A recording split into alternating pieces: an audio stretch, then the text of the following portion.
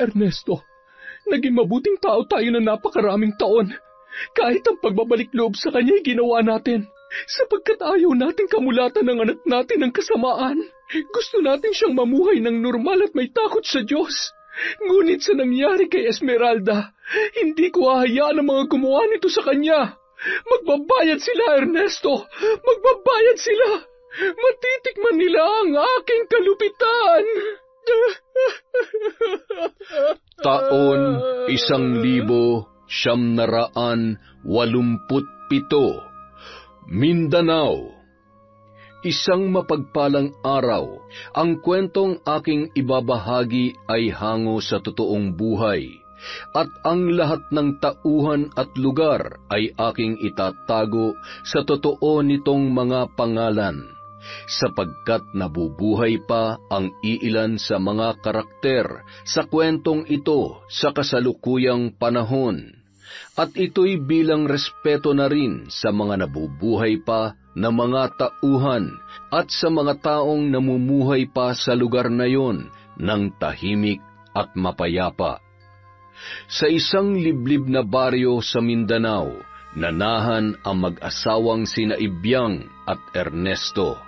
Sa kanilang simpleng buhay ay masaya sila at puno ng pagmamahalan, lalo na nang isilang ni Ibiang ang kanilang anak na si Esmeralda. Itinuturing ng mag-asawa na isang biyaya mula sa langit ang kanilang anak, lalo na't napakaganda nitong bata at napakaputi. Inisip nila na ito na marahil ang biyaya ng Panginoon dahil sa pagbabalik loob nila sa Kanya. Bantog na mambabarang si Ibiang noon sa kanyang lupaing sinilangan sa Iloilo. Kaya naman sakay ng barko ay nakipagsapalaran silang mag-asawa sa Mindanao, kasabay na rin ang pagbabago ni Ibiang at pagbabalik loob sa Diyos. Walang araw na hindi nagpapasalamat ang mag-asawa sa mga pagpapalang kanilang natatanggap, maliit man o malaking bagay. Hanggang sa nagdalaga na si Esmeralda at kailangan na niyang mag-aral sa bayan. Madalas siyang ihatid ng ama at sunduin sapagkat liblib ang lugar na kanilang tinitirhan. O anak, ang madalas kong bilin ha? Huwag kang makikipag-usap sa mga estranghero. Opo, tatay. Huwag po kayong mag-alala. Palagi kong tinatandaan ang inyong mga bilin ni ina. O, paano po, tay? Mamaya po ulit, baka mahuli na ako sa aking klase. O sige, huwag kalimutang kumain, ha? Opo, tatay. Ay, ang batang ito talaga. Nagliliparan ang alikabok sa paligid, gawa ng pagragasa ng gulong ng mga sasakyan ng mga batang may kakayahan sa buhay sa maduming kalsada. Halos hindi na makita ang paligid dahil sa alikabok. Napapabuntong hininga na lamang si Mang Ernesto habang tinatanaw ang mga sasakyang papasok sa bakuran ng paaralan na pinapasukan ng kanyang pinakamamahal na anak. Ay nako, ibang-iba talaga ang asal ng mayayaman. Akala nila'y pag-aari na nila itong buong kalsada. Aniya, sabay alis pabalik sa gubat kung saan sila nakatirang mag-anak. Samantala, sa paaralan naman nila Esmeralda, masaya siyang binabati ng kanyang mga kaklase. Marami kasing kaibigan si Esmeralda dahil bukod sa napakaganda, mabait din siya sa kanyang mga kakilala. Hindi maipagkakailang marami ang humahanga sa kanya, ngunit marami rin ang naiinggit ng palihim. At isa na doon si Jessie, ang kanyang inaakalang matalik na kaibigan. Esmeralda! Dito! Buti naman nandito ka na. Akala ko mahuhuli na. Hindi natapos ni Esmeralda ang kanyang sasabihin dahil sa kanyang nasaksihan. Bilib na talaga ako sa iyo, Esteban. Akalain mo yun? Binilhan ka ng papa mo ng sasakyan? Ako pa ba? Madali lang lambingin si Papa. Isang pawa ko lang, bibigay ka agad yun. At saka tol, nag-iisang anak lang ako. Kaya sunod ang layo ko sa buhay. Nagtatawanan silang umalis, papasok sa eskwelahan, habang si Esmeralda ay nangungunot ang noo, habang nakatingin sa papalayong grupo nila Esteban. Natigil lamang ang kanyang pagmamasid sa papalayong binata nang marinig ang tila kinikilig na si Jessie. Ang gwapo talaga ni Esteban. Siya ang pinapangarap kong lalaki. Mayabang pero may pagyayabang naman. At bagay naman kami, pareho kaming mayaman. Mukhang may gusto ka kay Esteban ah. Ha? Ay, naku. Kasi Huwag ka mag-alala, Jessie. Ligtas sa akin ang lihim mo. Wala makakaalam na gusto mo siya. Salamat, Esmeralda. Kinabahan ako. Ang daldal ko kasi. Ay, naku. Tama na yan. Tara na. Baka mahuli na tayo. Pagdating nila sa loob ng eskwelahan ay makikita nila si Esteban kasama ang kanyang mga kaibigan na nakaupo sa isang puno sa gitna ng palaruan. Tahimik na naglalakad sila Esmeralda nang may sumipol sa kanila na sinundan naman ng malulutong na tawa at hiyawan. Hindi lang pinansin ni Esmeralda habang si Jessie ay kilig na kilig. Nagpatuloy sila sa paglalakad nang bigla silang tinawag ni Esteban. Esmeralda Andrade, parang hindi mo narinig ang tawag ko ah. Kailan pa naging pagtawag ang sipol? Magandang araw, Esteban. Mahiyain lang talaga si Esmeralda. Ganun ba? Baka naman bingi lang yung kaibigan mo. Naiinis namang lumingon si Esmeralda sa kanya. Napapitlag pa ang binata sa paraan ng pagtitig ni Esmeralda. Maging si Jessie ay nagulat din sa ginawang yon ng kanyang kaibigan. Paano naging pagtawag ang pagsipol, Mr. Esteban Agustin, Esmeralda? Ayon, Mr. Agustin. Talagang hindi kami lilingon sapagkat hindi naman kami aso. Wala rin naman kaming kasabay na aso para sumipol ka. Natawa na lamang si Esteban, ngunit agad siyang tinalikuran ni Esmeralda. Napahinto pa ang dalaga at tinawag si Jessie na patuloy sa pagpapantasya sa binata. Napapailing na lamang siyang tinawag ang kaibigan na agad naman nitong ikinasunod kay Esmeralda. Buong araw, naging abala ang dalawa. Nang mag-uwian na, ay sabay silang naglalakad palabas ng eskwelahan. Ilang sandali pa, nakita na ni Jessie ang kanyang sundo. Mayaman sina Jessie at may sasakyan sila. Madalas siyang ayain nitong sumabay na lamang sa kanya, ngunit madalas din niyang tinatanggihan, sapagkat susunduin naman siya ng kanyang ama. Nagpaalam na sila sa isa't isa at sinabing magkita na lamang sila kinabukasan. Napatango na lamang si Esmeralda habang tinatanaw papaalis ang kanyang kaibigan. Tahimik niyang inaabangan ang kanyang ama dahil wala pa ito. Nagtataka naman siya sapagkat ito ang unang pagkakataon na nahuli ang pagdating ng kanyang ama. Habang naghihintay siya ay narinig niya ang tunog ng sasakyan na paparating na sinasamahan pa ng mga hiyaw ng mga kabataang laki sa layaw. Malayo pa lamang ang mga ito ay napuno na ng alikabok ang daan. Bagay na ikinainis na lamang ni Esmeralda habang siya ay nananabi sa gilid. Nagulat na lamang siya nang huminto ang sasakyan sa kanyang harapan. Tinataboy niya pa ang mga alikabok na dulot noon. Miss Andrade, mukhang nag-iisa ka. Sumabay ka na sa amin. Saan bang bahay mo? Ihahatid ka na namin. Hindi na, maraming salamat na lang. Susunduin ako ni tatay. Sigurado ka? Hindi pa naman ligtas sa panahon ngayon, lalo na sa magagandang katulad mo. Mas magiging ligtas ako kung hahayaan niyo na lamang ako.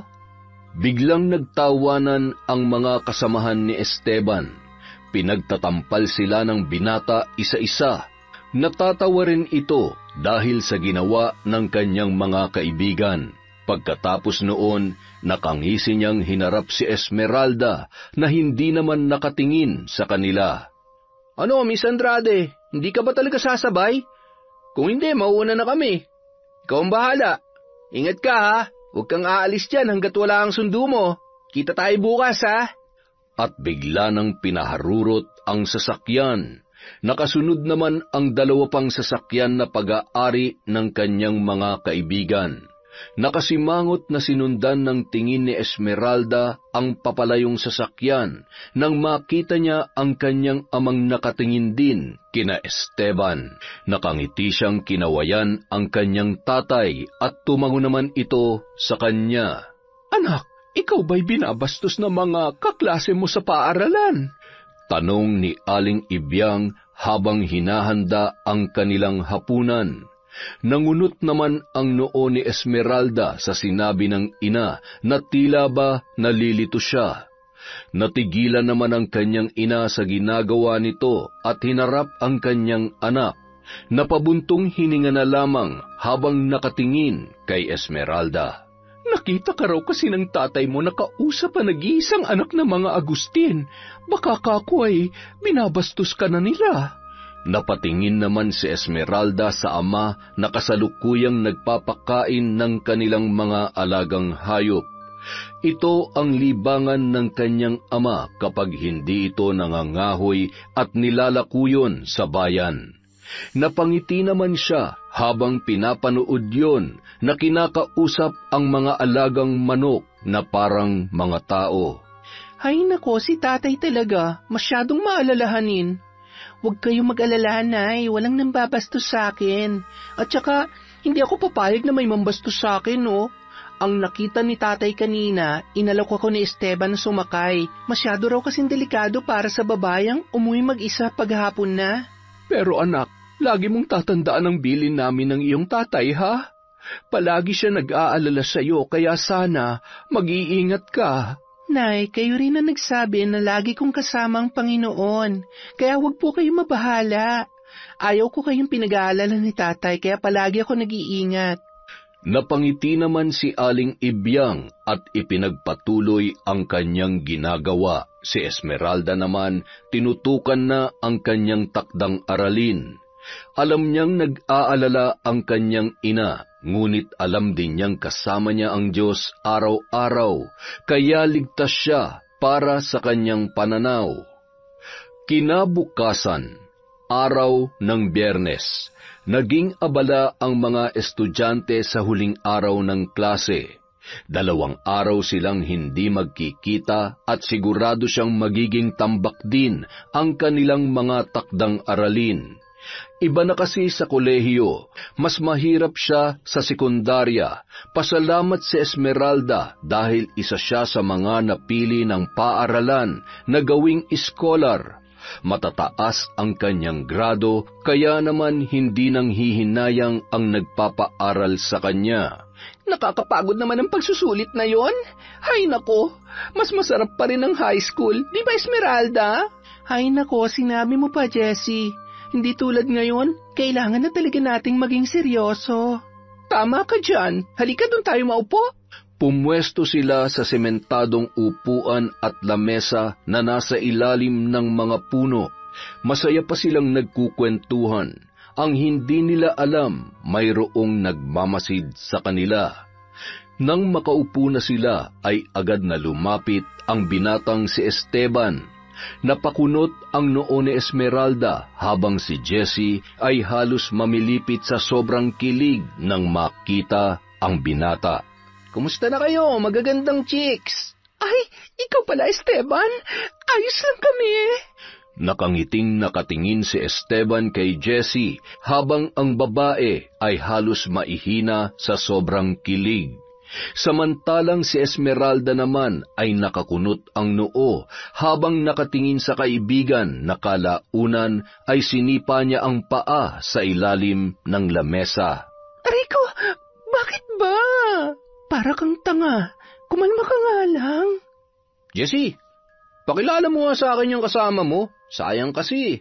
Maganda sana kaso parang may pagkamasungit lang. Nagbago naman ang ekspresyon ng mukha ni Jessie, ngunit hindi siya nagpahalata. Napapangiti siyang tumingin kay Esteban, ngunit ang mga mata ng binata ay nasa nakasimangot na si Esmeralda nakatingin. Hay nako Esteban, hindi ko na kailangan ipakilala si Esmeralda sa'yo. Kilala mo na siya, ano ka ba? Hoy Esteban!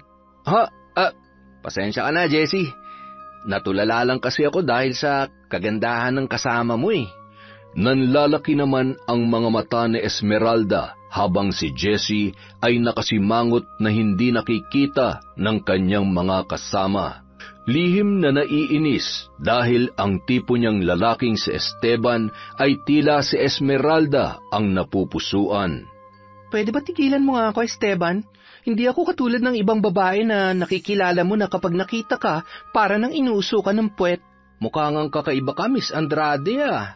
Hindi ikaw yung tipo ng babae na madaling makuha sa isang kindat lang. Tama ba, Jessie? Ha? Oo, tama ka, Esteban. Hindi ko nga alam sa kaibigan ko kung bakit ganyan siya eh. Kasi kagalang-galang siya. Pwede ba tigilan mo nga ako? Halika na, Jessie. Ha? Ay sige, bye, Esteban! Hinablot ni Esmeralda papaalis si Jessie at tinanaw na lamang sila papalayo ni Esteban. Samantala, kinagabihan, may isang pusong sawi ang nababalot ng lungkot at pighati. Umaalingaw-ngaw sa loob ng kanyang silid ang pag-iyak na akala mo ay sawing-sawi.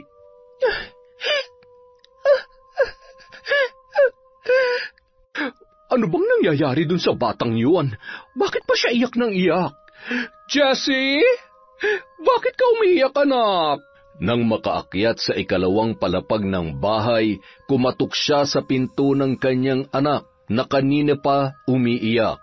Nang hindi ito sumasagot, ay tinawag niya ang kasambahay para hingiin ang susi ng silid ni Jessie. Dali-dali namang kinuha ito ng katulong. Natataranta pa nang marinig ang boses ng kanyang matapobreng amo. Elsa! Bilisan mo naman ang kilos mo, napakabagal mo! Mamamatay na lang ang anak ko sa loob ay hindi ko pa mabuksan ang pinto! Ay, eto na po, ma'am! Estupida! Iabot mo na lamang ay tatanga-tanga ka pa! Akin na! Masamang nakatingin si Elsa sa kanyang amo na binubuksan ang silid ng anak. Kailangan pa niyang magtiis para mapaaral ang kanyang pamangkin. Nagtsatsaga lamang siya sa pamilyang yon para mapagtapos ang kanyang pinag-aaral. Jessie, anak! Ano bang nangyayari sa'yo? Mama, hindi niya ako gusto. Iba ang gusto niyang babae. Ha? Ay, sino ba yan? Si Esteban, Mama. Hindi ko kakayanin na may mahal siyang iba. Si Esteban? Yung anak ni Don Gustavo at Doña Amara? Ay nako, at sino naman ang babaeng natitipuhan niya? Muling napaiyak si Jessie. Agad naman siyang inalo ng kanyang ina at muling tinanong kung sino ang babaeng naging dahilan ng kabiguan ng pag-ibig nito kay Esteban. Jessie, anak, kung yang iniiyak-iyak mong bata ka, sinabi mo na sa akin kung sino, di sana'y magagawa na natin ang paraan ng problema mo. Sabihin mo sa akin kung sino't gagawa niya ni Mama ng paraan. Pero Mama, kaibigan ko po siya. Kung inaagaw ang pag-aari mo, anak, hindi mo kaibigan yon. At kung ang taong yon ay di nabibilang sa ating mundo, hindi kaibigan yon. Hindi natin pwedeng kaibiganin ang hindi nabibilang sa ating lipunang ginagalawan. Ano pong ibig niyong sabihin, Mama? Na hindi ka dapat nakikipagkaibigan sa mga hampas lupa, Jessie, dahil mga manggagamit sila. Kesa umiyak ka dyan, buti pa makipaglaro ka na lamang, anak. Makipaglaro, Mama? Ano pong ibig niyong sabihin? Kaibiganin mong lalaking gusto mo at siraan mo ang babaeng gusto niya. Pero Mama... Yan lang ang paraan para makuha mo ang gusto mong lalaki, Jessie. Pera na lang kung gusto mo magpatalo at umiyak na lang hanggat kaya mo. Pag-isipan mong sinabi ko, anak. Naiwang tulala si Jessie, ngunit nasa bahagi ng kanyang puso na maaaring tama ang kanyang ina. Kung sa ganitong paraan niya makukuha si Esteban, ay handa siyang hamakin ang kahit na sinuman. Samantala, masayang naghahapunan ang pamilya ni Esmeralda nang may panauhin silang hindi inaasahan. Nagulat si Mang Ernesto sa kanilang bisita at ganoon din sina Esmeralda at Aling Ibyang. Magandang gabi po. Sino sila? Anong kailangan mo? Nandyan po ba si Esmeralda? Napatingin naman si Mang Ernesto sa nakakunot ang noo na anak. Ni walang kahit anong ekspresyon sa mukha nito habang palabas ng kanilang kusina. Ang makikita mo lang sa mukha niya ay ang pagkagulat sa presensya ng kanilang bisita. Magandang gabi sa iyo, Esmeralda. Anong ginagawa mo dito? Paano mo nalaman tong bahay namin? Tinanong ko sa pinsan ko, yung kaklase mo. Ang totoo niyan, siya dapat ang pupunta rito para ihatid tong takdang aralin nyo. Kaso, sumama ang pakiramdam niya kaya nakisuyo siya sa akin. Ang mabuti pa papasukin mo ang bisita mo, anak. Gulat namang napalingon si Esmeralda sa kanyang ina at makikita sa mukha nito na hindi niya gusto ang tinuran noon. Ngunit napangiti lamang si Aling Ibyang na nakatingin sa kanyang anak. Oo nga naman, mukhang malayo pa ang pinanggalingan ng kaibigan mong yan. Hindi ko po siya kaibigan. Mga mayayaman lang ang mga kaibigan niya. Grabe ka naman. Wala naman sa katayuan o estado ng buhay ang pakikipagkaibigan. Sige, para hindi ka na mainis. Eto na, yung notebook. Tapos aalis na rin ako. Pagpasensyahan mo na sana ang anak ko. Tumuloy ka muna't magkape. Pakiwari ko sa bayan ka pa nagmula. Napatingin naman si Esteban sa nakasimangot na si Esmeralda. Lihim na lamang na napapangiti ang binata sa inaasal ng dalaga. Mukhang hindi nga ito ang klase ng babae na madaling makuha o mapaamo. Isa itong kagalang-galang na dalaga. Nung gabi rin yun, nagsimula na ang pagkakaibigan nina Esmeralda at Esteban. Napatunayan nila pareho sa isa't isa na pareho silang mali sa unang pagkakakilala nila. Akala ni Esteban ay katulad si Esmeralda ng ibang babae na isang ngiti at isang kindat lang ay bibigay na kaagad. Ganoon din naman si Esmeralda. Akala niya kapag mayaman ay palaging nasa langit. May mga mayayaman din pala na katulad ni Esteban na hindi mapagmataas. Samantala, lumipas ang mga araw at linggo na madalas na isabay ni Esteban si Esmeralda. Naisip ng binata na para hindi na rin masyadong mapagod ang ama nito, kakahatid at kakasundo sa kanya. Medyo may kalayuan pa naman ang bahay nila Esmeralda sa bayan, kaya nagpresenta na siya na isasabay palagi ang anak nito.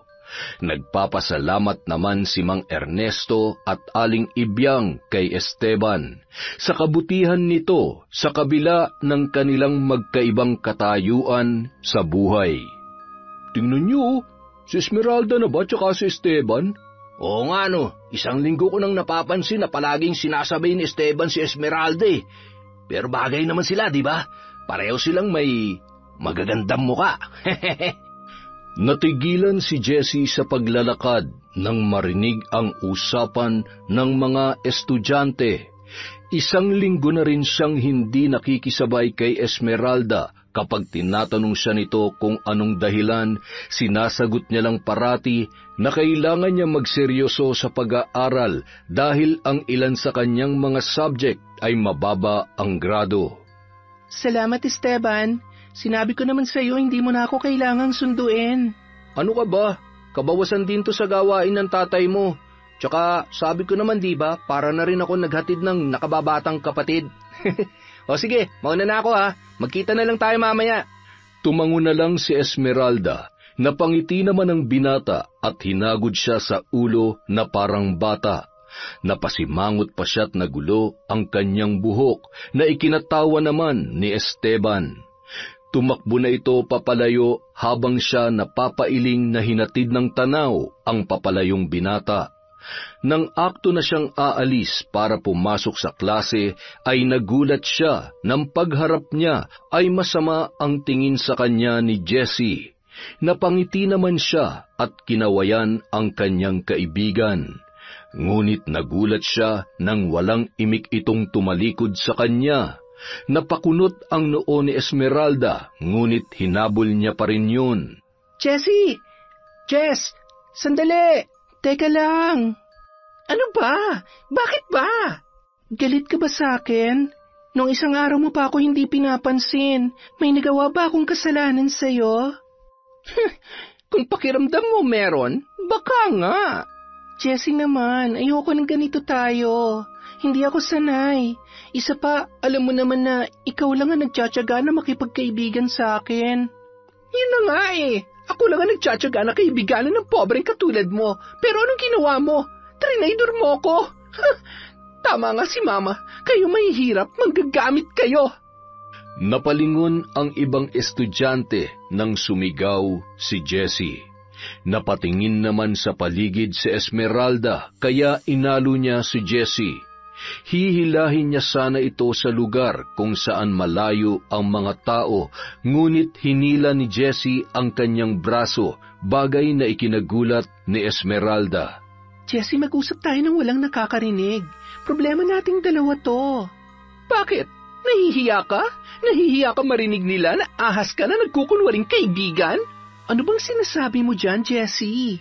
Anong ahas? Anong pinagagalingan ng mga salitang yan? Tama ng pagkukunwari mo, Esmeralda. Akala ko pa naman iba ka sa lahat. Alam mo na gusto ko si Esteban. Lahat ng damdamin ko para sa kanya, alam mo. Sabi mo ayaw mo sa kanya, pero anong ginawa mo? Inahas mo siya sa akin. Mga agaw ka. Nasa ilalim pala talaga ang kulo mo. Ahas! Tama na, Jessie. Wala akong inaagaw sa'yo. Unang-una, hindi naman naging kayo. Ano? Napakakapal ng mukha mo! Akto niyang sasampalin si Esmeralda, ngunit nasanggayon ng dalaga na ikinagulat naman ni Jessie. Maging ang mga estudyanteng nakasaksi sa pagtatalo nilang dalawa ay nagulat din.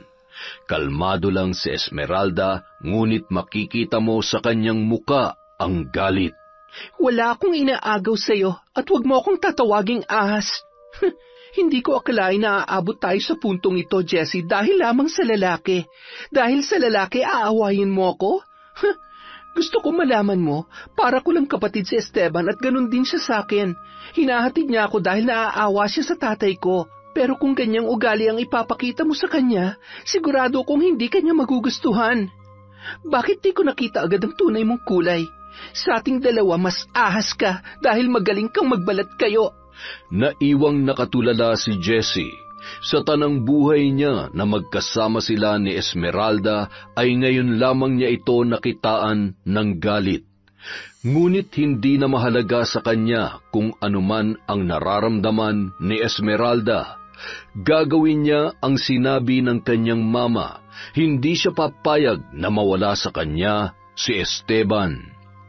Samantala, kinabukasan, araw ng Sabado, matapos nilang magtalo ni Esmeralda ay nagpasya siyang humingi ng tawad. Ngunit ito'y kunwari lamang dahil bahagi ito ng kanyang mga nabuong plano.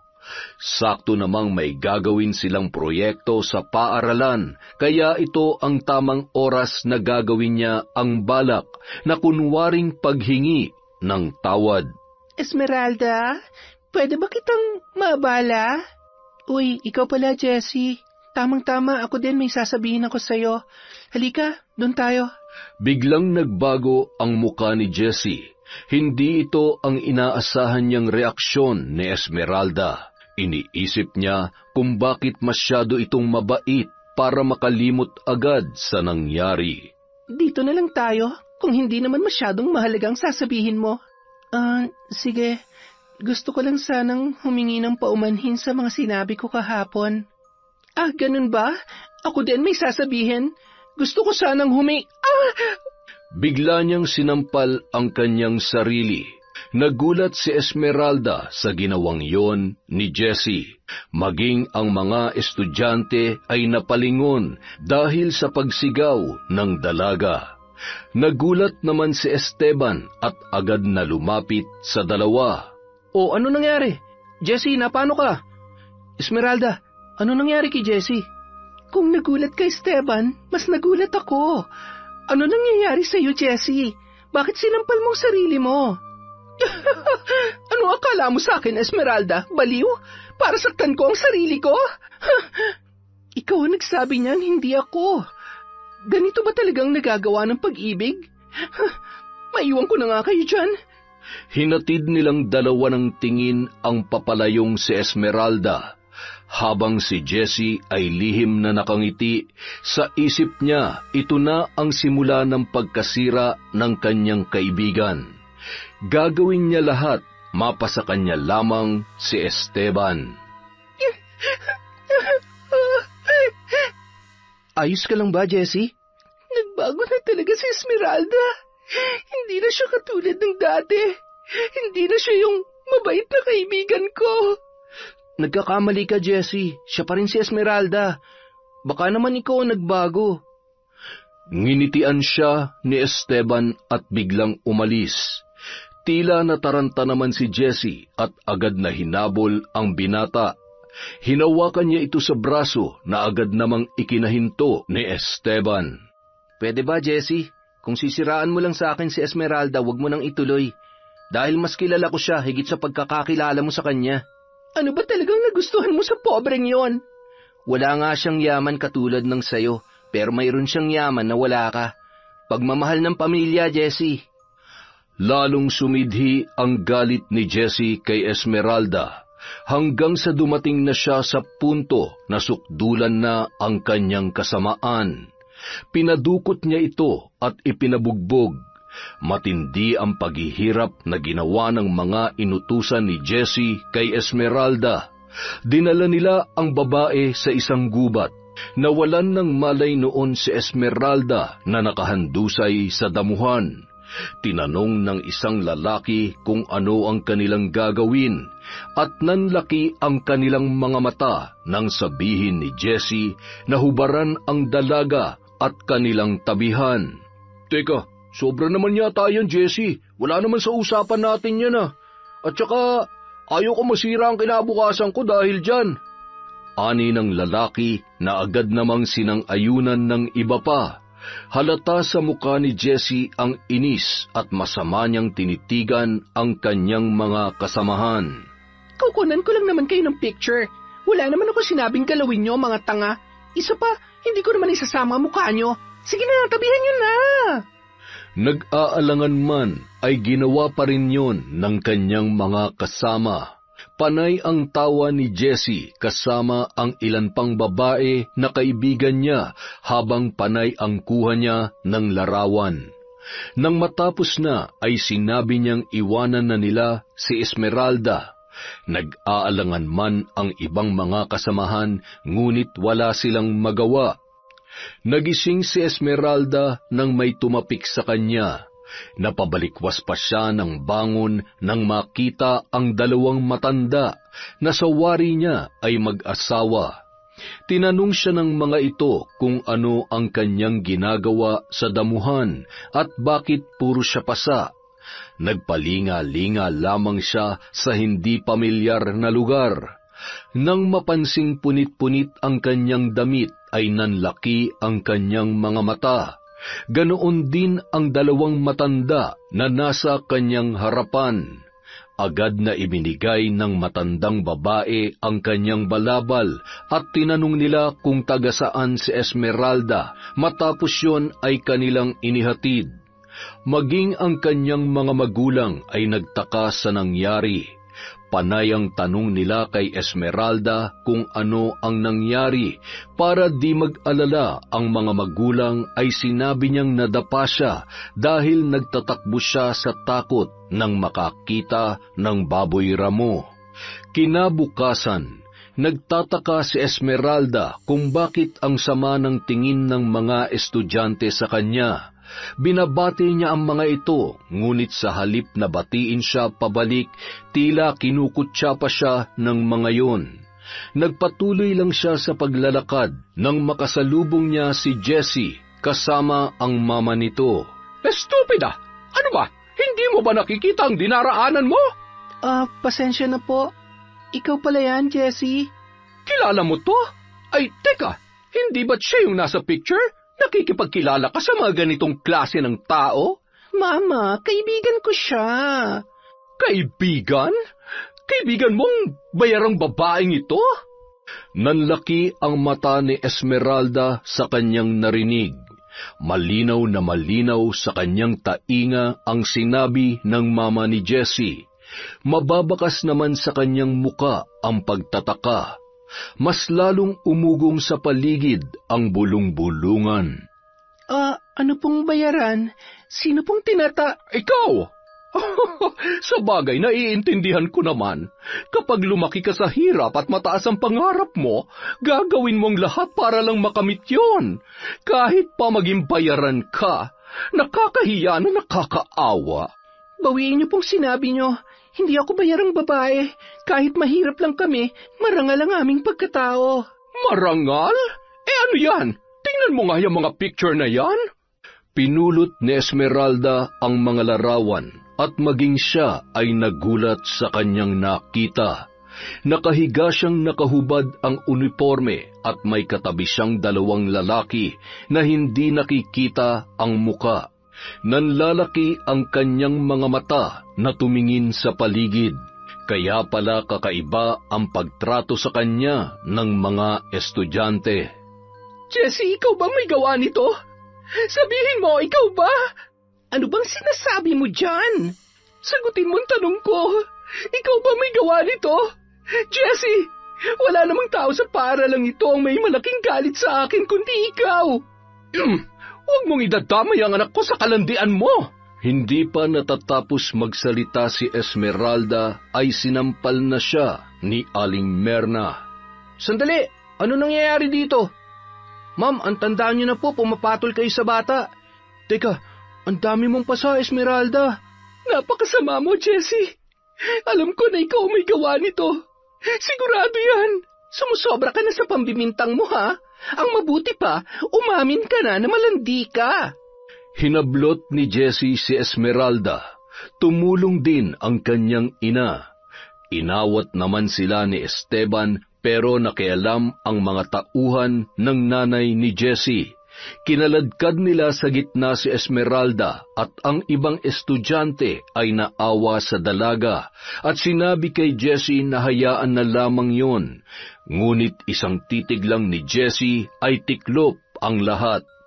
Makinig kayong lahat, lalo ka na Esteban. Ang babaeng mahal mo ay nakikipaglandian sa kung sino-sinong lalaki para lang makapag-aral. Ito ba ang babaeng gusto mo, Esteban? Ito ba? Tingnan mo mga larawan niya. Sa tingin mo ba tatanggapin ng tatay mo ang babaeng ito? Napatingin si Esteban sa mga picture na nasa lupa. Maging siya ay nanlaki ang mga mata. Napatitig siya kay Esmeralda na umiiling-iling. Ngunit tila mas nangibabaw kay Esteban ang paniwalaan ang huwad na katotohanan sa larawan. Esmeralda, totoo ba to? Paano mo nagawa to? Esteban, kilala mo ako. Hindi ko yan magagawa. Alam mo yan. Pero ano tong nasa larawan? Paano mo ito ipapaliwanag? Iginalang kita, Esmeralda, dahil akala ko iba ka sa ibang babae. Hindi ko magagawa ang bagay na yan. Saksi ang langit at ang lupa, pati ang mata ng Diyos na hindi ko yan magagawa.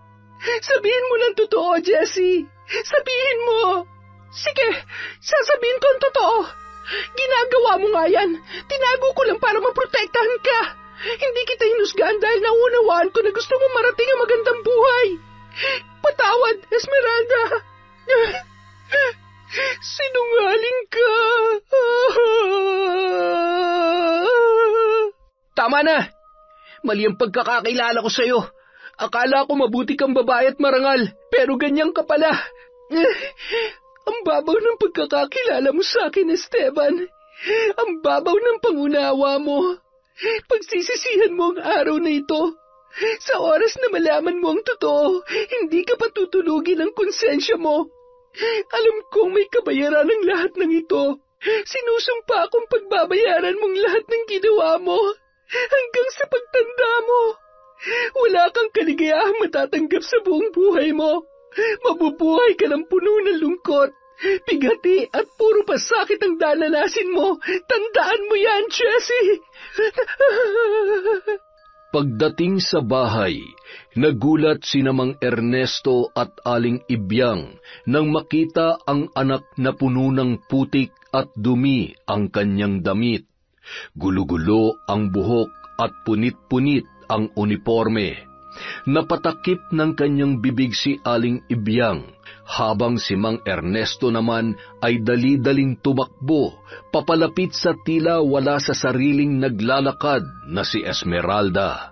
Anak, Esmeralda, ano nangyari sa'yo? Bakit ganyan ang damit mo? Agad na tanong ni Mang Ernesto kay Esmeralda pagkalapit nito sa kanya. Ngunit walang imik lang na naglalakad ang babae, tila ba nagpipigil ng kanyang iyak. Nanatiling nakakuyom ang kanyang mga kamao at nanginginig na lalong nagpapakaba sa dalawang matanda. Anak, narito kami ng nanay mo.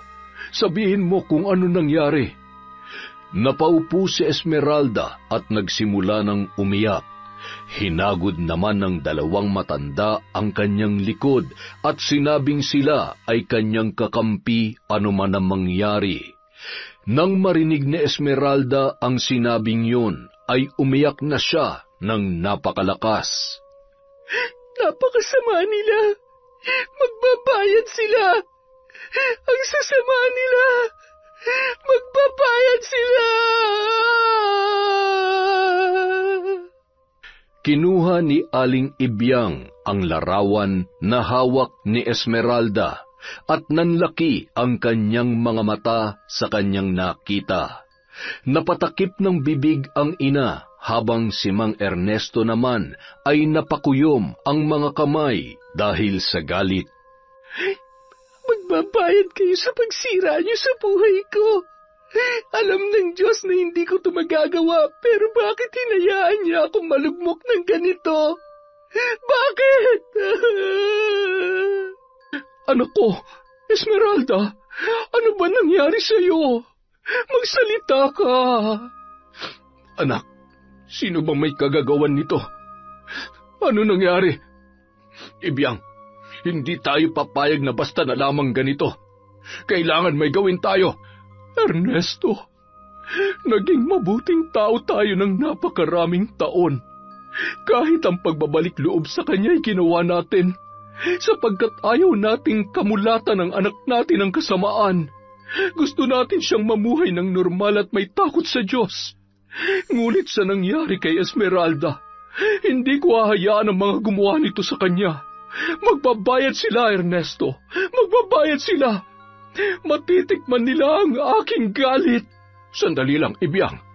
Hindi ito ang tamang paraan. Magsumbong tayo sa mga pulis, sa mga kinauukulan. Masakit man, Ernesto. Ngunit walang batas at hustisya para sa ating lahat sa buhay. Ang hustisya ay para lang sa mayayaman, sa kung sino ang nasa itaas. Magbabayad ang may gawa nito. Ipaparanas ko sa kanya ang tindi ng paghihirap. Naririnig ko ang hinaing at sumpa ng iyong anak, Erneng. Ibibigay ko ang kanyang kahilingan kahit na mapunta pa ako sa impyerno. Alam ko, mauunawaan ng Diyos ang puso ng isang ina, katulad ng pagbibigay niya ng puso niya sa atin bilang ating ama. Ibyang, asawa ko. Esmeralda. Kinagabihan, Ginawa na ni Aling Ibyang ang kanyang ritual para sa kanyang mga abyan o saluguron na 17 taong mahigit niya nang itinatago. At dahil sa kasamaan ng ugali ng iba, ay muli niyang binuhay ang natutulog na dyablo sa kaibuturan ng kanyang pagkatao. Nagsuot siya ng damit at balabal na itim, nagsindi ng mga kandilang itim at pinatayo sa sahig na hugis bilog. Sinilip muna niya ang mag-ama sa labas. Nakahiga at tulala si Esmeralda, habang si Mang Ernesto naman nakaupo sa gilid ng papag at hawak ang kamay ng nag-iisa nilang anak. Napatingin si Mang Ernesto sa kanyang asawa. Nababalot ng lungkot ang kanyang mga mata. Alam niya na ayaw na sana ni Aling Ibyang balikan ang masamang gawain na pambabarang. Ngunit sa pagkakataong ito ay wala na siyang magagawa. Napatangong isinara ni Aling Ibyang ang pinto. Ito ay para harangan ang kabutihang nagnanais sirain ang kanyang gagawin. Alam kasi niyang mananalangin ang kanyang asawa at ayaw niyang makapasok ito sa loob ng silid. Nakita pa niyang napayuko si Mang Ernesto bago tuluyang isinara ang pintuan. Diyos ng kadiliman, pakinggan ang aking dalangin. Bigyan mo ko ng kapangyarihan para parusahan ang mga taong nanakit sa aking anak. Panginoon ng kadiliman, dinggin mo ang iyong abang lingkod. Umusal ng panalangin hindi maintindihan si Aling Ibyang, at tila ba sumasabay sa hangin ang kanyang panalangin habang siya ay nakadipa. Umihip pa ang malakas na hangin kasabay ng kanyang nakakatakot na orasyon. Sino mang nanakit sa aking anak, tanggapin mo ang pahirap na kanyang hiniling. Damhin mo ang pasakit at ipagkaloob ang kanyang sumpa. Iluluwa mo ito tuwing sasapit ang 6:00. Dadamhin mo ang hirap hanggang sa sumapit ang nakatakdang panahon. Namayagpag ang hangin sa kalupaan. Maririnig ang tawa sa malaking bahay ng mga sanwakin. Halakhak na nababalot ng tagumpay sa pagsira sa buhay ng isang inosenteng bata dahil sa kasakiman ng mag-ina. Malamang hanggang ngayon, anak, nagluluksa pa rin ang babaeng yon. Hindi ko mailarawan ang mukha niya kanina. Mama, hindi ba't parang sobra naman yata yung ginawa natin? Kung hindi mo gagawin yon, makukuha mo ba si Esteban? Natural hindi, Jessie. Dahil kung iisipin mo, kung sa kagandahan lang ay walang-wala ka kay Esmeralda, yaman lang ang meron tayo. Sa tingin mo, kung hindi natin ginawa yon, mapapasayo ba si Esteban? Ano? Natahimik na lamang ang dalaga sa tinuran ng kanyang ina. Natatawa talaga ako kapag naaalala ko. Ay, ganyan ang nagagawa ng pera, Jessie anak. Kaya nating makuha mga bagay na gusto natin.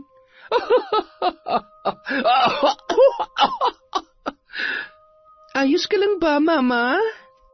Hinagod ni Jessie ang likod ng kanyang ina.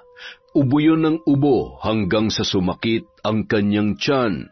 Medyo nag-aalala na si Jessie sa nakikita niya sa kanyang mama, lalo na nang makita nitong nagsusuka na ito na halos iluwana ang kanyang bituka.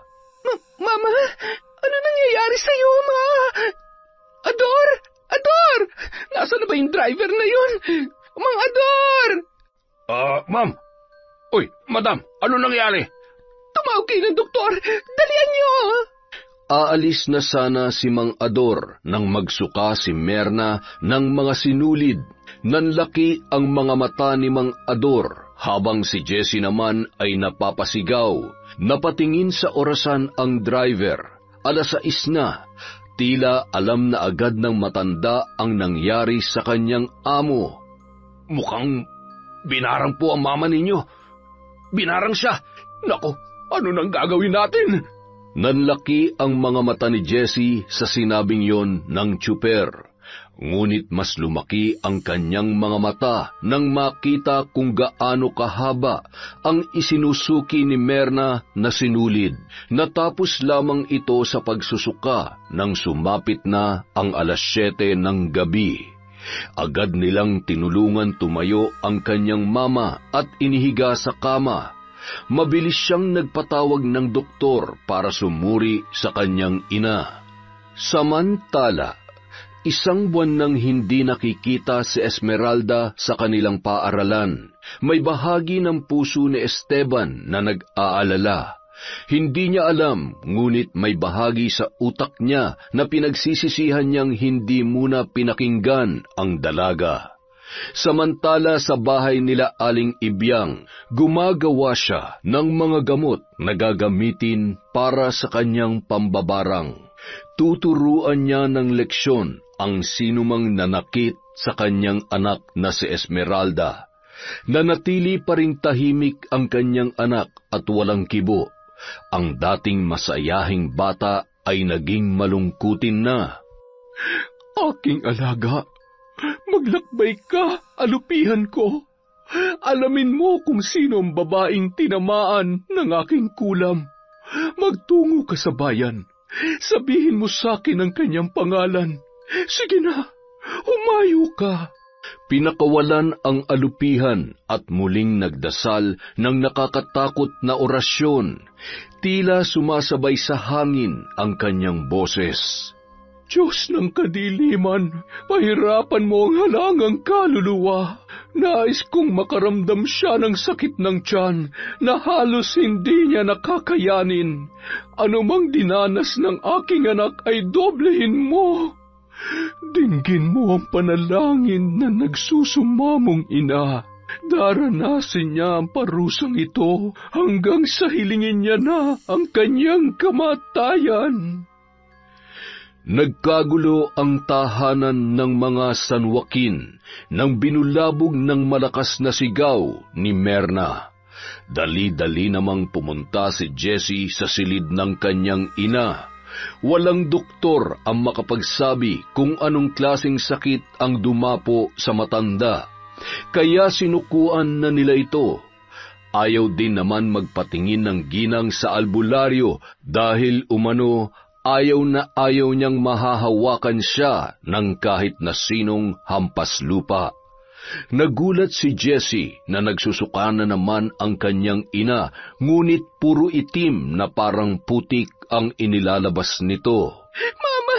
Mama! Ay, naku po, Diyos ko! Ano nangyayari? Teka, Mama! Mga Dor, tumawag ka ng albularyo! Nasa ganung tagpo si Jesse nang dumating si Esteban kasama ang pamilya nito. Maging sila ay nagulat din sa nasaksihang kaganapan. Sinabi ng ama ni Esteban na magpatawag ng doktor. Sabi ni Jesse, nakailang doktor na sila, ngunit walang nakakaalam sa sinapit ng ina. Kaya nagpatawag siya ng albularyo. Natigil lamang ang kanilang usapan nang sumigaw na naman si Merna. Dali-dali silang pumasok sa silid at halos himatayin ang ina ni Esteban sa kanyang nasaksihan na halos naliligo na sa putik ang matandang babae. Mama! Samantala, sa bahay nila Aling Ibyang, Halika, mahal kong alaga. Ngayon, ibulong mo sa akin kung sino ang taong tumanggap ng aking parusa. tanong niya sa inutusang alupihan. Mababakas sa kanyang muka ang saya nang malaman kung sino ang taong nanakit sa kanyang anak. Ang dating maamong muka ni Aling Ibyang ay nawala na. Animoy dyablo na siya kung ngumiti. Ang kanyang mga mata ay hindi na kasing ganda nung siya ay nagbalik loob sa Diyos. Ang iyong kasamaan na magpapahamak sa iyo. Gisingin mo ang diablong natutulog sa katawan ko. Damhin mo ang bagsik ko, ang bagsik ng paghihiganti ng isang ina. Sa tuwing sasapit ang 6:00, hindi lang sinulid ang isusuka mo. Itinaas niya ang bote at inilagay ang mga bubuyog. Maririnig ang tawa sa loob ng silid ni Aling Ibyang. Samantala si Mang Ernesto naman ay naiiyak na nakayakap sa kanyang anak na si Esmeralda. Tila nawala sa sarili si Esmeralda, nakangiti ito na parang may sinasariwa. Ngunit iiyak din na akala mo ay may naaalalang mapapait na karanasan. Hindi alam ni Mang Ernesto kung saan siya nagkulang sa Panginoon, ngunit ganun pa man, alam niyang may rason ang lahat. Diyos ko, Amang mahabagin, patawarin mo kung nagkulang kami. Patawarin mo nawa ang aking asawa. Nagagawa niya lamang ito sapagkat siya'y nasaktan dahil sa sinapit ng aming anak. Kaya gusto lamang niya maghiganti.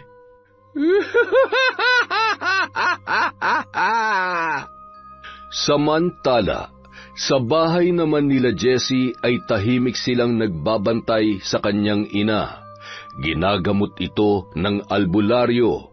Nakahilig ang ulo ni Jessie sa balikat ni Esteban habang hawak ng lalaki ang kanyang kamay. Matagumpay niyang naagaw ang lalaking kanyang pinakamamahal, kaya nagahalo ang saya at lungkot sa kanyang damdamin.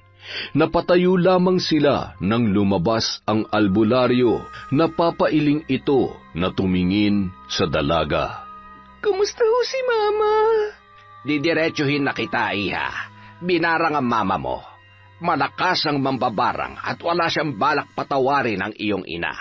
May bagay kayong nagawa sa kanya, kaya kayo ay binalikan. Pakiusap, gawin niyo po ang inyong makakaya. Pagalingin niyo ang mama ko. Babayaran ko po kayo kahit na magkano. Iha, kung ang barang ay nagmumula sa inggit, madali lamang yung gamutin. Nakagawa ng kasalanan at kasamaan ng iyong ina, kaya siya ay binabarang ngayon. Mabubuting tao ang mga sinaktan ng mama mo. Paghingi ng tawad ang mabisang gamot. Gayunpaman, gagawin natin ang lahat ng ating makakaya. Sige, babalik ako bukas. Gagawa ako ng gamot ngayon. Ay, naku po, Diyos ko. Sino naman na magpapabarang sa aking ina? Huminahon ka. Huwag ka masyadong magpapapaniwala sa mga ganun. Isa pa, hindi naman totoo ang barang. Totoo yun, iho. Isipin ninyong mabuti kung sino nagawan nyo ng kasalanan. Magaling na albularyo si Mang Gaston. Kilala niya ang mga mambabarang dito kaya nasabi niyang mabuting tao ang mga yon. Malamang po ay nagrabyado sila ng inyong ina, Ma'am Jessie. Naiwang walang imik sina Jessie at Esteban. Ang mga magulang naman ng binata ay nakikinig lamang. Nasa ganoon silang tagpo nang sumigaw na naman si Merna. Nagkatinginan pa sila at dali-daling pumasok sa silid. Nang buksan nila ang pinto ay nagsigawan sila sa dami ng bubuyog.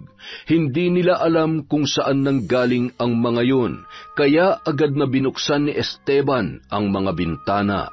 Napatakip ng bibig si Jessie nang makitang sa bibig ng kanyang ina lumalabas ang mga bubuyog kasabay ng sinulid. Mama, Diyos ko po, ano nangyayari? Huwag ka mag-alala, Mama. Gagaling ka. Sino mga taong yan? Si Esteban at ang kanyang pamilya, Mama. Mama, kailangan lakasan mo ang loob mo. Hindi ko kayang mawala ka, Mama. Tinawag ng kanyang ama si Esteban. Hinagod muna ng binata ang likod ng kasintahan at sumunod sa kanyang magulang. Umalis na tayo. Ayokong madamay pa tayo sa nangyayari sa buhay nila. Marahil totoo nga ang sinabi ng katulong nila na masama ang ugali ng mag-inang yan, kaya binarang. Halika na. Pero Papa, kailangan ako ni Jessie. Sabi ko halika na. Wala nang pero-pero. Sige na, Esteban. Sundin mo na ang papa mo. Lumabas ang magulang ni Esteban nang hindi nagpapaalam kay Jessie. Nananatiling nakatayo si Esteban nang tawagin siya muli ng kanyang ama. Napalingon siya kay Jessie at sinabihang siya ay babalik. Ihahatid lamang niya ang kanyang mga magulang. Napatango naman sa kanya ang dalaga. Mama, sa tingin ko si Esmeralda. Humingi na po tayo ng tawad sa kanila at aminin natin ang totoo. Nahihibang ka na ba? Hindi tayo hihingi ng tawad. Hayaan mo na lang ako mamatay kesa humingi ng tawad sa mga hampas lupang yon. Pero Mama, hindi rin po ako magiging masaya kung mawawala kayo sa buhay ko. Jessie, anak. Mama, pakiusap. Hindi na makapagsalita pa si Merna dahil panay ang kanyang pagsuka ng sinulid. Hindi naman tumitigil sa pag-iyak si Jessie habang nakikitang nahihirapan ang kanyang ina. Nakapagpahinga lamang ito nang sumapit na naman ang 7:00 ng gabi. Nakatulog yun ng mahimbing, dala ng matinding pagod. Pinagmasdan ni Jessie ang kanyang ina. Nangayayat na ito at namumutla. Hindi na ito ang kanyang dating mama na maganda at sopistikada. Ngayon ay parang butot balat na lamang si Aling Merna. Kinabukasan, muling bumalik ang albularyo para gamutin ang ina ni Jessie. Natutulog pa ito nang siya ay dumating. Pinapasok naman ni Elsa si Mang Gaston. Si Jessie ay naghahanda na para pumasok sa paaralan at susunduin ni Esteban. Habang naghahanda ang dalaga, ay naririnig niya ang sigaw ng kanyang ina mula sa silid nito. Kaya naman dali-dali siyang nagtungo sa kanyang mama. Naabutan niyang nakatayo lang sina Mang Gaston at Elsa habang pinagmumumura ng kanyang ina. Mama, tama na po.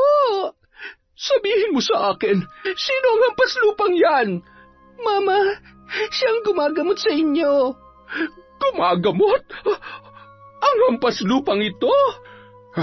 Ay nako, mamamatay na lamang masama pa rin ang ugali. Doktor ang kailangan ko, hindi ang kung sino-sinong hampas lupa. Palayasin mo yan ngayon din. Mama! Natahimik si Aling Merna. Maging ang palabas na sanang si Mang Gaston ay napahinto at napalingon kay Jessie. Habang ang dalaga ay nagpipigil ng kanyang galit at nakakuyom ang kanyang mga kamao sa gilid ng kanyang mga hita. Kasalukuyan silang nasa ganoong tagpo nang biglang dumating si Esteban. Tama na, Mama! Tama na! Walang doktor na makakagamot sa'yo. Lahat sila sumuko na. Bunga lang to ng pagkakasala natin, Mama. Hanggat hindi ka humihingi ng tawad, hindi ka gagaling. Manahimik ka, estupida! Anong kasalanan ang sinasabi mo? Kay Esmeralda, Mama. Yung ginawa natin sa kanya. Nanlaki ang mga mata ni Esteban nang marinig ang sinabing yon ni Jessie. Pumasok siya na ikinagulat ni Jessie at maging ng kanyang ina. Napaiyak si Jessie nang makitang mababakas sa mukha ni Esteban ang matinding galit at pagtatanong. Totoo ba yung narinig ko? Jessie, ano yung ginawa ninyo? Bago pa man makapagsalita si Jessie, ay sumigaw na si Merna. Nanlaki ang mga mata ni Jessie nang makitang lumolobo ng hugis bilog ang balat ng kanyang ina. Maging si Esteban ay nagulat din sa kanyang nakita. Agad na lumapit si Mang Gaston sa ginang at dali-daling ginamot ang lumolobong balat ni Aling Merna na namumula at tila puputok na. Samantala, sa bahay naman ni na Esmeralda ay tila mayroong natutuwa sa nangyayari sa ina ni Jessie. Ito na ang pighating hinahangad ng anak na maramdaman ng kanyang dating kaibigan.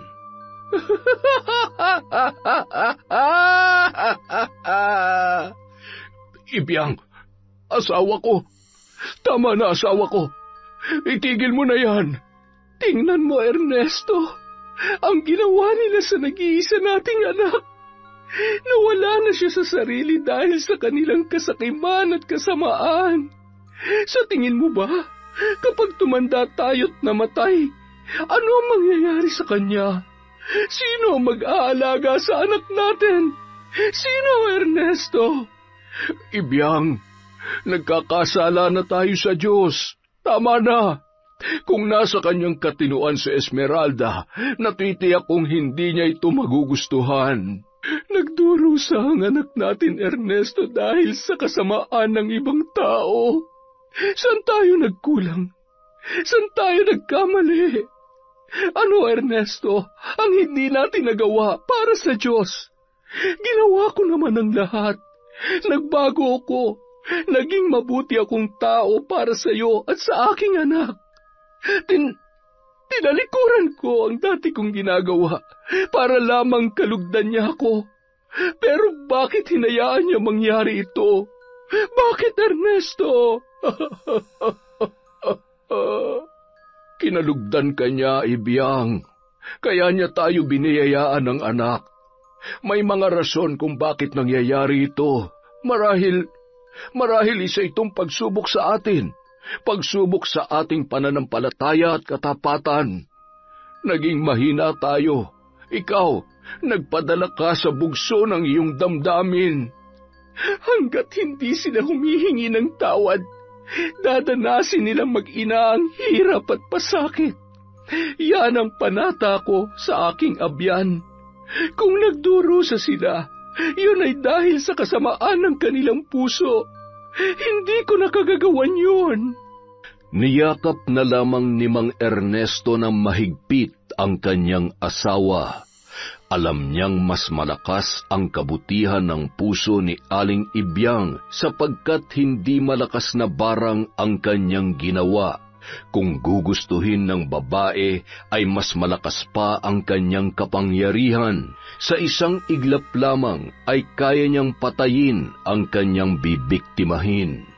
Hayaan mo na akong tapusin ang aking nasimulan. Pagkatapos nito, aalis na tayo sa lugar na ito. Lilipat tayo ng panibagong lugar kung saan mas marami ang mabubuti ang puso. Nauunawaan kita, asawa ko. Nauunawaan kita.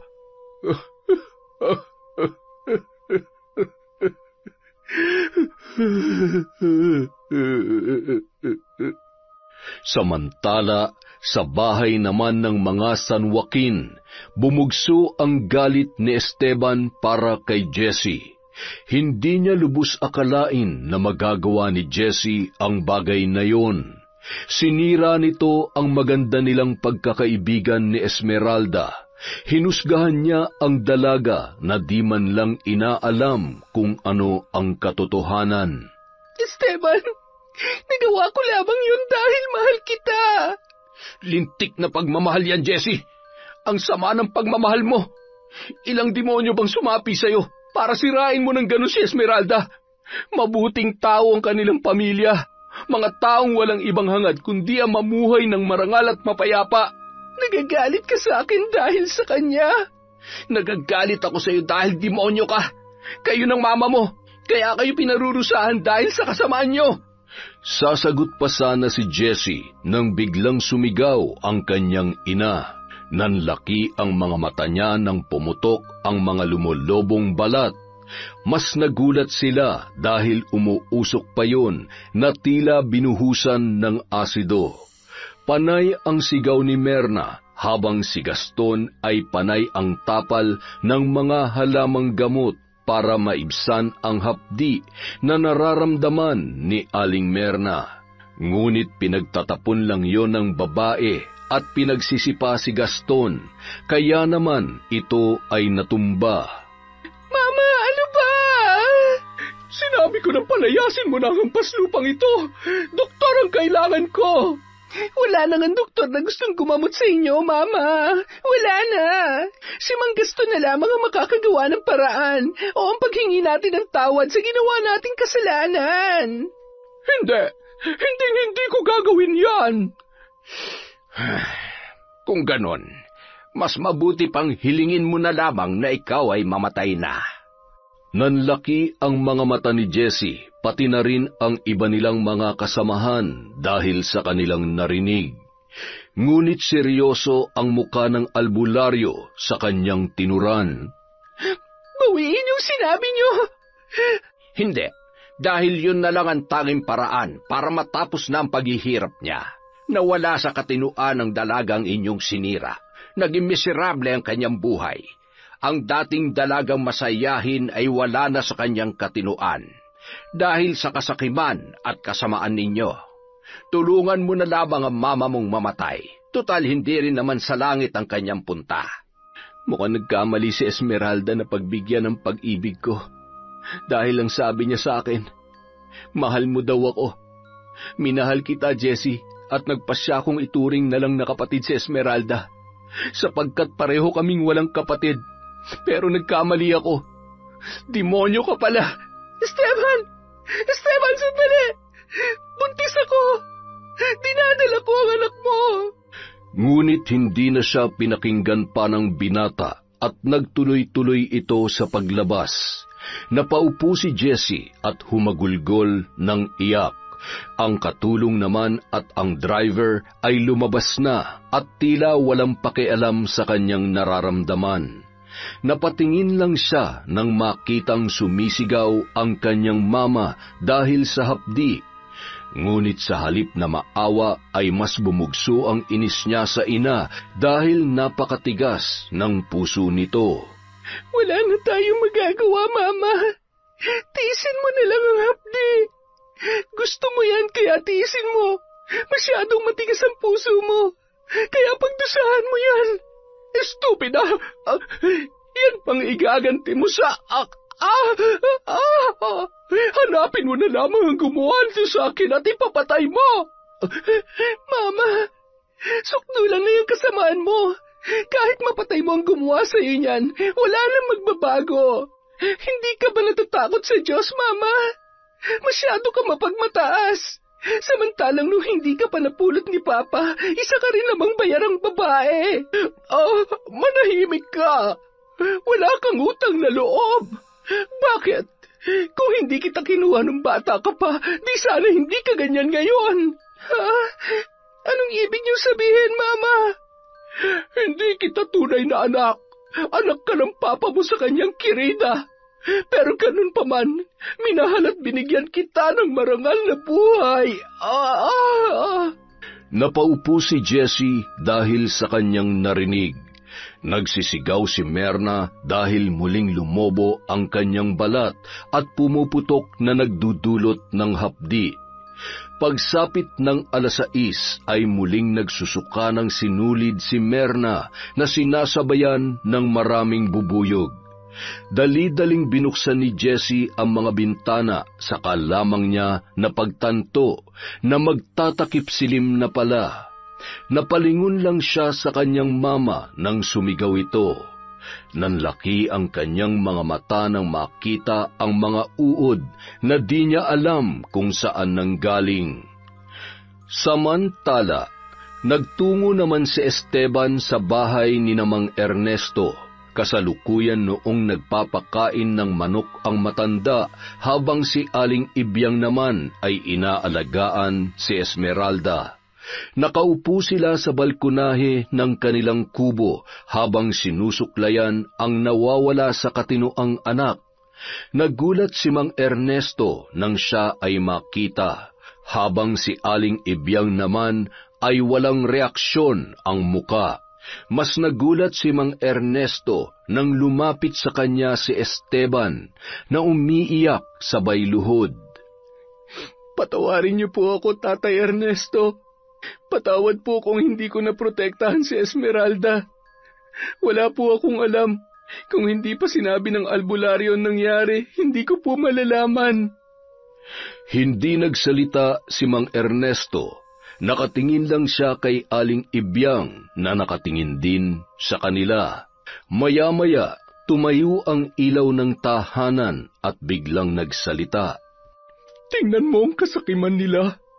Dahil doon nawala sa katinoan ang anak ko. Mahirap lang kami pero marangal ang aming pagkatao. Dito namin piniling manahan sa liblib na lugar na ito sapagkat ayaw namin makasakit ng iba. Ngunit masyado silang malupit, mapagmataas, at masyadong makasarili. Tingnan mo ang anak ko. May babalik ba nila ang dati niyang sigla? May babalik ba nila ang dati niyang mga ngiti? Bilang isang ina, ako'y naghihinagpis sa sinapit ng aming nag-iisang anak. Hindi niyo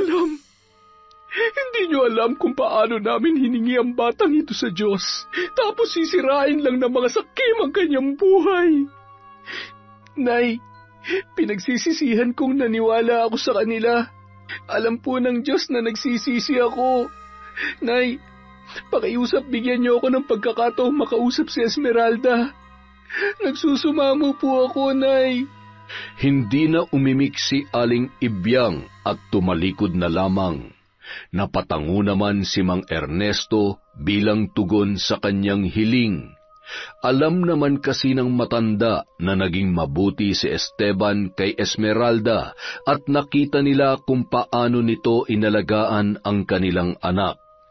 Hindi kasalanan ni Esteban ang nangyari. Ang tanging pagkakamali lang niya ay naniwala siya agad sa kanyang nakita. Lumapit si Esteban. Nahabag siya sa sinapit ng dalaga. Nakatulala lang ito at wala sa sarili. Esmeralda? Pagtawag niya, ngunit hindi man lang tumingin sa kanya ang dalaga. Napaiyak si Esteban sa sinapit ni Esmeralda. Nawala na ang dati nitong masayang mata at muka. Esmeralda, ako to, si Esteban. Nang hawakan niya ang pisngi ng dalaga, ay napatingin ito sa kanya. Ang mga mata nito ay tila ba inaalala kung kaninong kamay ang may hawak sa kanyang muka. Napangiti lang ang dalaga, ngunit may luhang namuo sa kanyang mga mata. Nagulat si Mang Ernesto sa kanyang nasaksihan at agad na lumapit sa dalawa. Esmeralda, tutulungan kitang ibalik ang lahat sa dati. Magpapagamot tayo. Alam ko nagagaling ka. Ang mama ko ay doktor ng mga ganitong kaso. Tutulungan ko kayo. Kakausapin ko siya. Huwag kayong mag-alala. Mabait ang mga magulang ko. Esteban? Napatingin silang lahat kay Esmeralda. Hinawakan na mahigpit ni Esteban ang kanyang muka. Gusto ko nang umuwi kina tatay at nanay. Namimiss ko na sila. Baka nag-aalala na sila sa akin. Napaiyak na lamang ang mga magulang ni Esmeralda at niyakap siya ng mahigpit. Maging si Esteban ay napaiyak na rin. Kaya nagpasya siyang ipasuri si Esmeralda bilang tulong niya sa mga magulang ng dalaga at maibsan ang kanilang mabigat na pasanin at pighati. Lumipas ang mga araw, naging balakid na para kay Jessie ang kanyang ina. Kahit anong gawin niya ay ayaw nitong humingi ng tawad, dahilan para mas lumala ang nararamdaman niya sa katawan. Mas tumindi pa ang kanyang pagsusuka ng sinulid at ang masama pa nito, lumobo na ang kanyang tiyan. Sa tuwing sasapit ang 6:00 ay umaalon-alon yun na parabang may lamang maraming tubig. Nagtungo siya sa simbahan nung araw ng linggo. Napansin niya ang sasakyan ni Esteban na nakaparada sa may simbahan. Napahawak siya sa kanyang tiyan na noon ay mag-iisang buwan na. Kinakabahan man ay bumaba si Jessie para magtungo sa simbahan. Ngunit nagkasalubong sila ni Esteban kasama si Esmeralda na wala sa sarili at akay-akay ng kanyang ama. Nagulat si Jessie sa kanyang nakitang sitwasyon ni Esmeralda. Jessie, anong ginagawa mo dito? Magsisimba. Ikaw? Ibig kong sabihin, ang tagal nating hindi nagkita. Magandang umaga, Esmeralda. Kumusta ka na? Hindi ka niya makikilala, Jessie. Ito naging epekto kay Esmeralda ng ginawa niyo ng mama mo. Wala na siya sa kanyang sarili. Napatakip ng bibig si Jessie dahil sa kanyang narinig. Nakaramdam siya ng matinding pagsisisi. Hindi niya alam na hahantong sa ganoon si Esmeralda. Masama rin talaga ang kanyang ginawa. Pinabugbog niya ang kaibigan at ginawan ng hindi totoong kwento para sa kanyang pansariling interes. Hindi na siya nakaimik pa. Sinundan na lamang niya ng tingin ang papalayong sina Esteban, Esmeralda at ama nito na si Mang Ernesto. Nagdadalang tao ang babaeng yon? Biglang nagkatinginan sina Mang Ernesto at Esteban dahil sa tinuran ni Esmeralda. Napatingin din siya sa papasok na si Jessie sa simbahan. Mahaba ang araw, ngunit napakadali lamang ng oras. Nakaupo si Jessie sa tabi ng ina nang bigla na lamang itong nagsalita. Jessie, anak, aabutan ko pa kaya ang iyong kaarawan? Mama, kailangan mo mabuhay na matagal. Gusto kong masilayan pa ng anak ko ang kanyang lola. Buntis ka? Sino ang ama? Si Esteban po, Mama. Kaya lamang baka hindi na siya bumalik sa akin.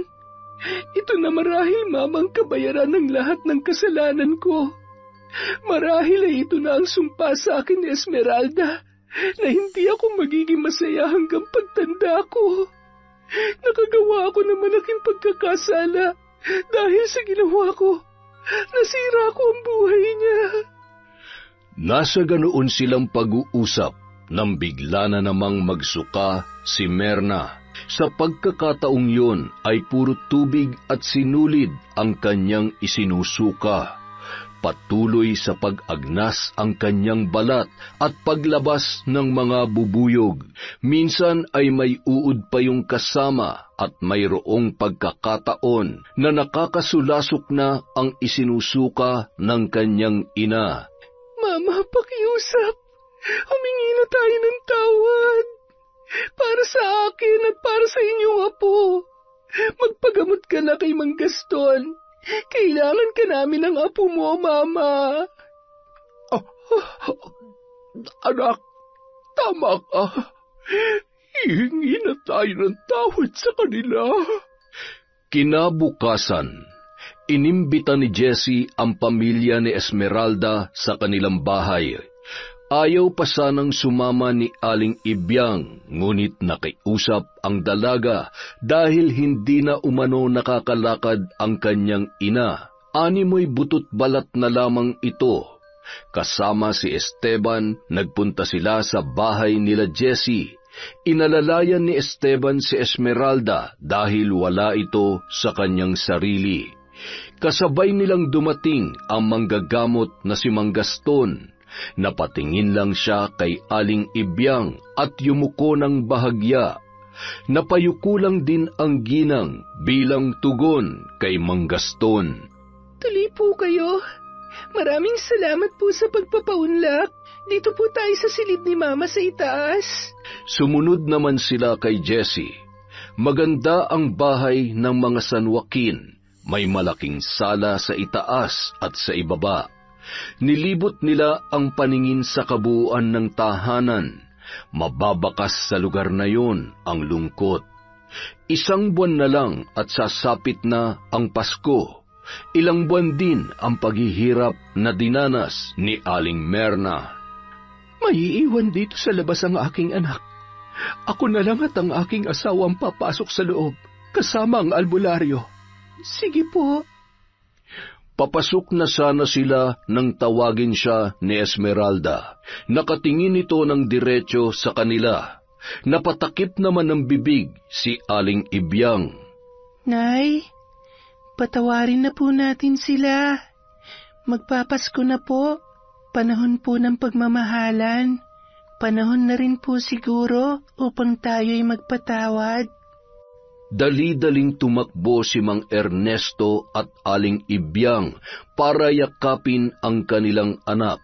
Tanging iyak nila ang maririnig sa buong kabahayan ng San Joaquin. Hinagod ni Aling Ibyang ang nakatulalang si Esmeralda. Alam niya nagagaling ito at nagpapasalamat siya sa Diyos dahil naging mabuti pa rin ito sa kanila. Lalo na sa kanya sa kabila ng kanyang nagawa.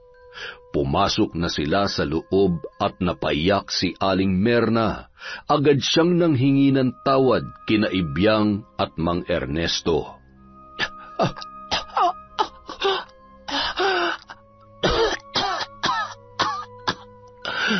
Alam kong malaki ang pagkakasala ko.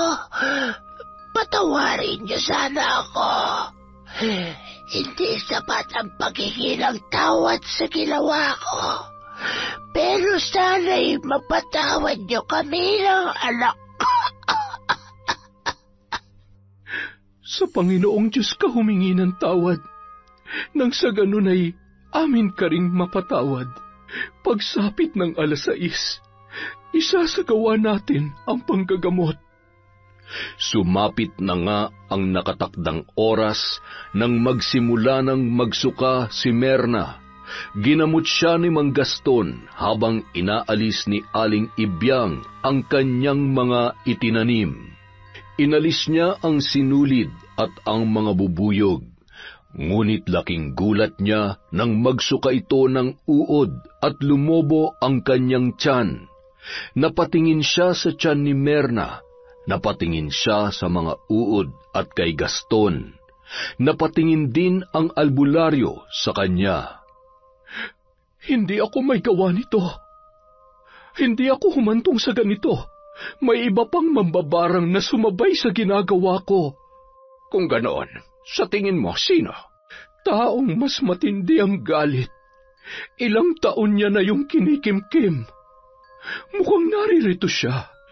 Naintindihan ni Mang Gaston ang kanyang sinabi, kaya agad na ipinatawag nito si Elsa. Nagkunwari namang nagtataka ang babae, ngunit diniretso siya ni Aling Ibyang.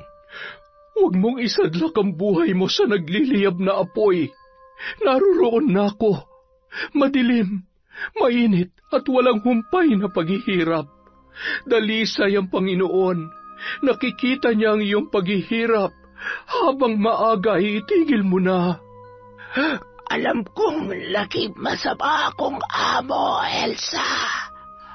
Patawarin mo na ako. Pero gusto kong malaman mo na nagpapasalamat ako na hindi mo ko iniiwan. Nagagawa ko lamang yun dahil sa pagmamahal ko kay Jessie. At natatakot akong mawala siya. Alam ko na ikaw ang kanyang ina. At alam ko, ikaw ang minahal ng aking asawa. Patawarin mo na ako. Napatayo si Jessie nang malaman ang totoo. Napuno ng luha ang tahanan ng mga San Joaquin ng mga sandaling yun. Nagkapatawaran, humingi ng tawad at muling nangibabaw ang pagmamahalan. Delikadong barang ang ginawa ni Aling Elsa, ngunit sa tulong ni Aling Ibyang at Mang Gaston ay natanggal din ito. Nung mga oras na yon ay nangibabaw pa rin ang kapayapaan. Sa paglipas ng panahon, nagpatuloy naman ang gamutan ni Esmeralda hanggang sa bumalik na siya sa katinuan. Ikinasal sina Esteban at ang kanyang kasintahan na si Jessie. Muling naging matalik na magkaibigan ang dalawa. Sa bahay naman nila Jessie, nagtrabaho si Aling Ibyang kasama ni Aling Elsa at mabait na si Aling Merna. Taon 1,088. Ikinasal sina Esteban at Jessie at ito rin ang taon na isinilang ang kanilang anak. Samantala, si Esmeralda naman ay nakapangasawa na rin at naging masaya ang kanilang pamilya. Yun! Maraming salamat po sa pakikinig. Pasensya na po kayo ngayon. Marami lang po tayong ginagawa kaya hindi po tayo makakapag-shoutout. Pero wag po kayo mag-alala. Lahat po na nagpapa-shoutout, inililista po ni Kwentong Enteng. Hindi man sa susunod na video, sinisiguro ko po na sa mga susunod pa, masya-shoutout po kayong lahat. Hanggang sa muli, maraming salamat mula sa Kwentong Enteng.